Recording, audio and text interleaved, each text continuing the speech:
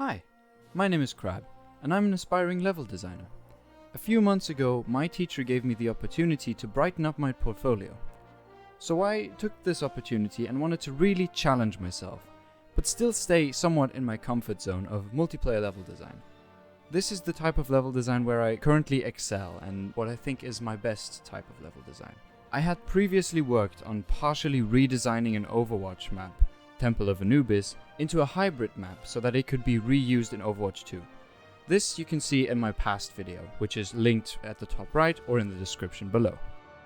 So, as I already did this, the decision which game I would create this new map for was very quickly taken. So I immediately began collecting ideas.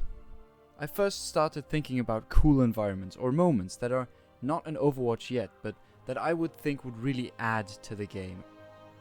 For example, one of the ideas was a forest or jungle research facility or observatorium that would have a cliffside entry to its final point. The lore of that map would be that a payload could have cargo from a crashed ambulance or delivery vehicle, and the attackers would have to deliver it inside the observatorium. Another example would be an oil rig or a research facility in the ocean, which was heavily inspired by the very first level of the first part of the Ancient Gods DLC from Doom Eternal. This map could have similar lore to the previously mentioned forest research facility, having the attackers deliver cargo from the docking station to the underwater research facility, which could have a grandiose finish in an underwater glass dome. Other ideas included simply reworking the lunar colony setting, which was used for an assault map back in Overwatch 1, into a control map with 3 different control points. I threw that one off the list pretty quickly because I didn't want to design something symmetrical. I wanted to really lean into Overwatch's beauty in asymmetrical level design, and control maps are required to be symmetrical in Overwatch. In the end, I decided to go for a completely different idea: the Swiss Alps. I've always been a huge fan of mountains, and especially the Swiss Alps. After having decided the setting, I wanted to take a look at the game mode and the story of the map. For the game mode, I initially could not decide between the 2 modes that make use of the payload mechanic, which are payload and hybrid, but knowing that I wanted to have a payload in my level was already enough to develop the story and the motivation to push the payload. I wanted this map to be special to Overwatch 2, and the story the developers want to tell after the Overwatch recall.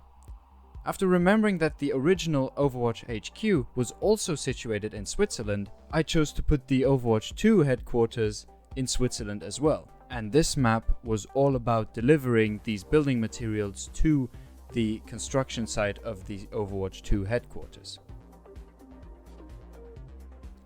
After figuring out the story, I began looking for ideas, references, and moments that I really wanted to have in this map.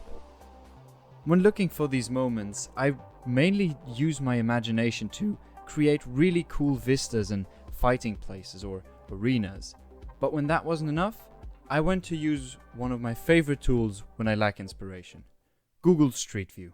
I often spend hours on Street View, going through many different villages, looking at different houses and architecture, vegetation and terrain that look visually interesting or that I can imagine interesting gameplay situations in, whether those would be in multiplayer or single player.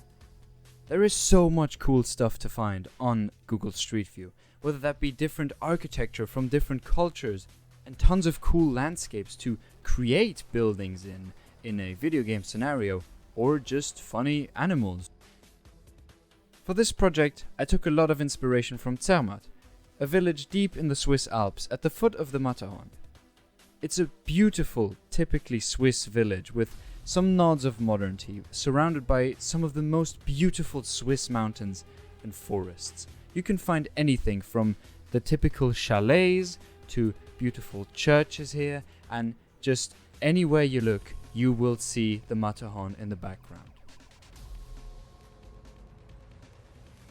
After collecting all the moments I wanted to have in my map, I began putting them together into one cohesive level through a paper map and a bubble map.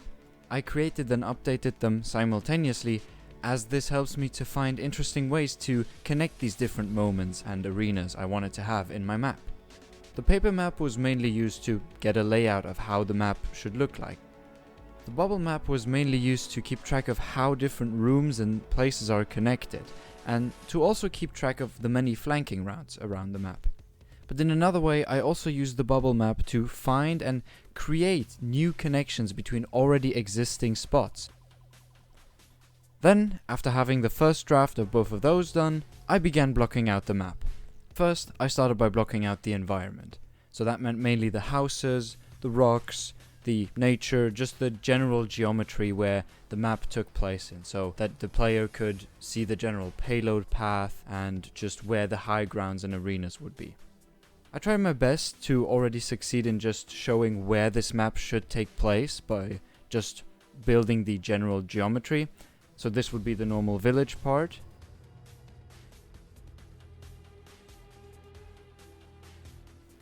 And here we would go to more of the nature part, the more natural geometry. While building the map, I realized that some of the stuff that I had planned was too confusing or didn't really work in a 3D environment. So I had to learn how to cut corners. I also realized that point B, how I originally drew it, was way too long.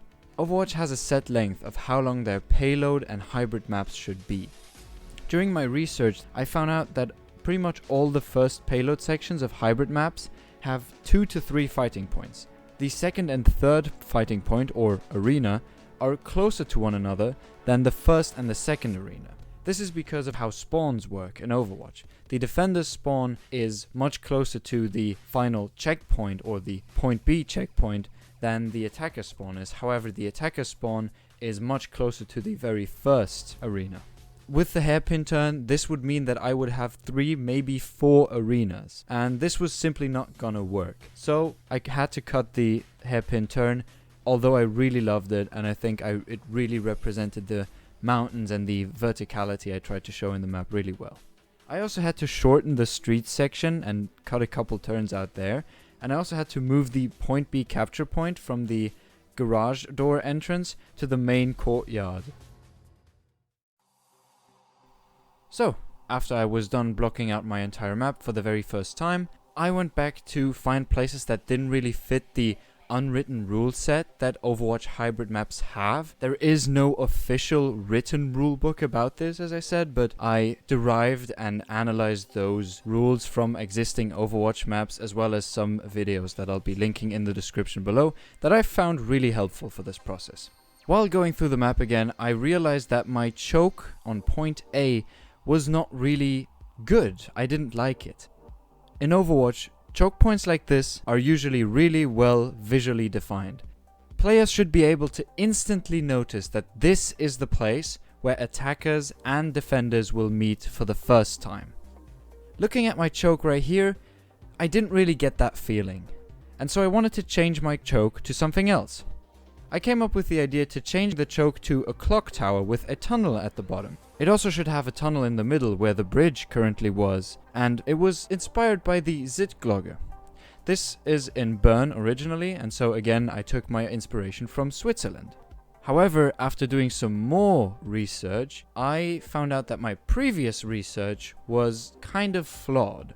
In this video by Leep Gaming, they go through King's Row, one of Overwatch's most beloved hybrid maps. I would even say the most beloved map in general. And they show what makes this map so great, and what defines a hybrid map in Overwatch. I realized that what I had researched previously, the choke points being very visually defined, mainly applies to Assault or 2 control point maps. On hybrid maps, the capture points and choke points are much more open. See, as they say in the video, for hybrid capture points, it's not a matter of if the point gets captured, but when. This is very different to Assault maps, where the objective is to capture the point and then capture a second point, not to capture a point and then push the payload from that point to the end. On Assault maps, capture points and choke points are much more narrow, much more closed off, to funnel the action to this exact point, and make it a lot harder for the attackers to capture this point. As you can see here, the choke I finally decided to go with was an even more open choke than I had originally. I looked at it again and again and thought that, well, this choke might not seem as bad. Comparing it to other chokes in hybrid maps, it actually looked quite good and very visually distinct. The a little more than 90-degree corner, the bridge, as well as the narrowing of the road, at least a little, clearly indicate that this is a spot where it's going to go down. This becomes even clearer when contrasted with what's behind the choke point from the view of the attackers. A very open capture point with not a lot of cover. So here I kind of learned my lesson of sometimes less is more. After blocking out the buildings, I started doing the insides of the buildings that I wanted to be accessible. Some of these I built according to my paper map, and some of them I completely improvised as I haven't built them on my paper map yet. I generally try to keep them very simple, as they mostly serve as cover and options to rotate around the map, as well as flanks to get behind the enemy team. Also, I tried to go for more interesting elevation differences, as well as unconventional room shapes to try and create interesting gameplay, which also looks very distinct visually from what we would see in real life, which is how usually Overwatch rooms are designed. Not something like rectangular rooms with tons of cover in them. At the moment, I'm still working on adding cover. Most of it is already done, but I am sure that I will still find spots where I'll be able to add some cover. When adding cover, I try to make flanking easier for flankers, but also make it fair for the people who are getting flanked, which in Overwatch 2 mostly are supports, so that they have fair cover from flankers and are also still able to see them coming from afar and not just have them suddenly appear right next to them without ever having a chance to see them. Now, on going to detailing. This is also currently still in progress and is kind of what I'm mainly trying to do at the moment. I'm aiming to make the buildings and what they are used for more recognizable. I want to make sure to have a whole host of different buildings and arrangements of furniture inside those buildings that all make sense within their own little theme. Also, detailing the inside of the new Overwatch HQ kind of gives us an insight into how Overwatch could work after the recall. What did they change as opposed to Overwatch before the recall? What are they doing differently? And how far are they with building up Overwatch again after the recall? Alright, that's all I have for today. I didn't really talk a lot about Point C because there haven't been any major changes to it since the initial paper map phase. But I will talk a lot about the minor changes in my dev walkthrough that should be somewhere here on the screen. I thank you all for watching. If you want to leave some feedback in the comments or in the comments of the dev walkthrough video, which again should be somewhere here on the screen, you're very free to do that, and see you in the next one. Take care.